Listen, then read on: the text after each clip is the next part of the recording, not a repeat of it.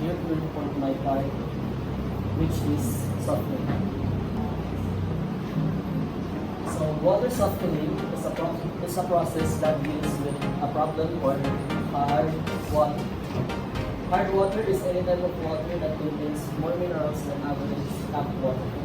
Mostly it has to do with the elevated levels of calcium and magnesium, which can make it difficult for products like salt to dissolve in the water.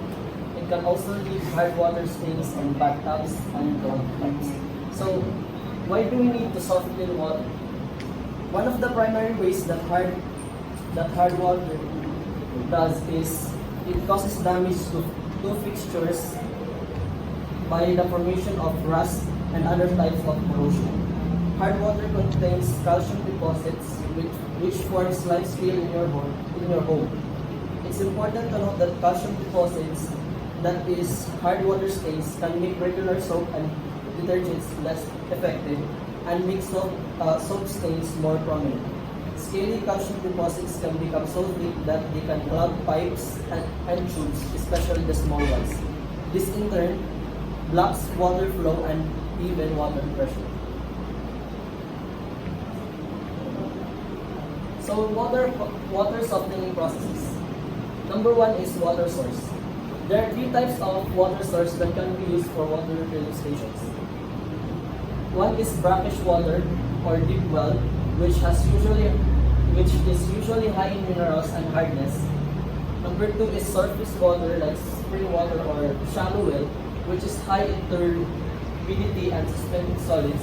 And the lastly is the local water utility, which is this source already passes the PNSWD or the Philippine National Standards for Drinking Water and does not require a rigorous water analysis. The next one is water feed tank. This is where you store the water which will be used for purification. This tank is very helpful when the water pressure of your water surface is low. Next is the feed water booster pump. This pump pushes the water through filters at certain pressure and flow rate. This pump is usually balanced with a proper RO pump or reverse osmosis as mentioned on the last topic and properly sized filter tanks.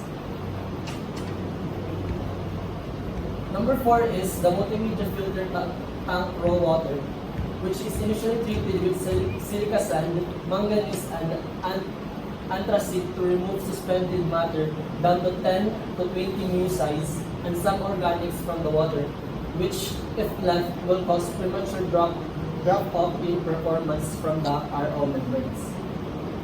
Next is activated carbon filter tank raw water.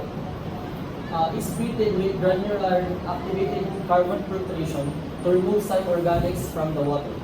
The carbon will remove the foul taste and odor, and it will also eliminate yellowish and brownish discoloration brought by inorganic contaminants. So the longer the water is in contact with the carbon, the more absorption or catalytic reaction that will take place. Next is the water softening. This process consists of a softening and conditioning process. It is composed of resin beads which attract mineral contents and converts hard water to soft water.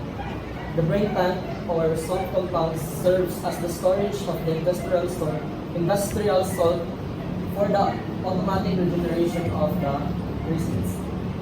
Next are the sediment filters or free reverse osmosis microfiltration. It is a 5-micron cartridge filter.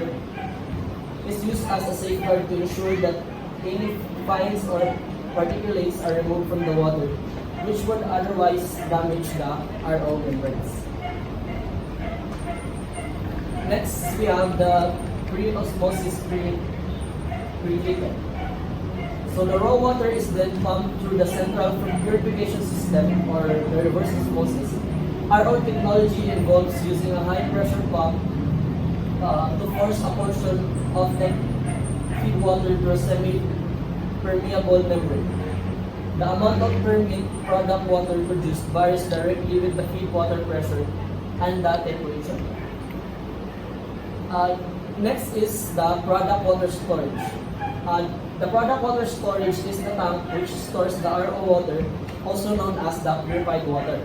So the bigger the tank, the more water you store and the more bottles you can dispense. Next is the product water booster pump purified water. It is boosted through multiple faucets with appropriate pressure using booster pump. The stronger the pump, the faster the flow rate of the water at the dispensing area. Next is polishing, carbon polishing. This means that it removes any carryover odor and further enhancement of the taste of the purified water. And lastly is the UV light, which is used so that the purified water passes through a UV fertilizer as a final safeguard against bacteria. So the benefits of soft water. As I had mentioned earlier, hard water affects our appliances in our homes. So the first benefit of soft water is to save money on cleaning products. Hard water contains magnesium and calcium ions that make it very difficult to create an effective lather with soap and other cleaning products, as I have mentioned earlier, and which affects the whole cleaning process, whether you are having a shower, washing a car, or doing the laundry and dishes. And number 2 is reduce cleaning time. It's connected to number 1 because, as we all know, if the soap and other cleaning products are not effective, then you will have a much harder time in cleaning your appliances and other things that you use hard water on. Next is to protect your appliances. As mentioned, hard water can cause blockage in your plumbing through the deposition of limestone.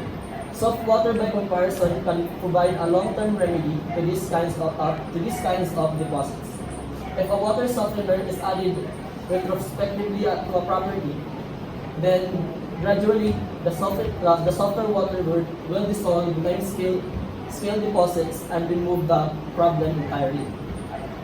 And lastly is helps treat skin conditions. So soft water will do wonders for skincare.